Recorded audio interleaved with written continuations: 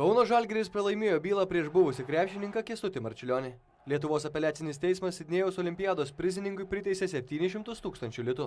Tokią sumą Žalgiris turės pakloti už neteisėtai nutrauktą sutartį. Kauno klubas su šiuo sprendimu nesutinka ir ketina įskųsti aukščiausiajam teismui. Žalgirio advokatas Gintaras Černiauskas teigia, kad sutartis buvo nutraukta dėl Marčiulionio kalties.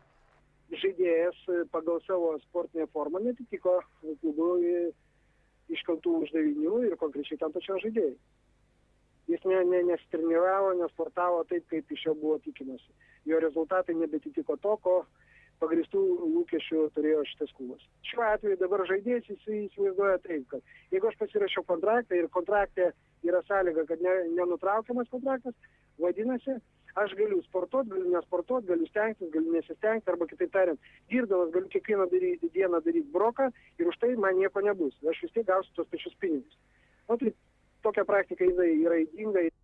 Profesionalo karjerą jau baigęs Marčiulionis iš Žalgirio buvo atleistas prieš 10 metų, o ši byla tęsiasi net 5 metus. Buvusi žalgirietė šioje byloje aktyviai palaiko neseniai įsikūrusi Lietuvos krepšinio profesinė sąjunga Solidarumas. Šiandien nedidelį piketą prie apeliacinio teismo surengusios profesinės sąjungos pirmininkas sako, kad algų iš Lietuvos klubų nesulaukia ir daugiau krepšininkų. Dabar susiklostė tokia situacija Lietuvos krepšinio lygoje, kad daugiau negu pusė klubų delsė savo įsipareigojimus prieš žaidėjus, kuriuos jie priėmė prieš sezoną. Todėl mes dabar laukiam ir gali būti, kad po mėnesio tokių bylų kaip Marčiulionio bus tikrai eilė bylų ir formuosis vėl nauja praktika. Nepalankę teismo nutartį Žalgiris gali apskųsti per 30 dienų.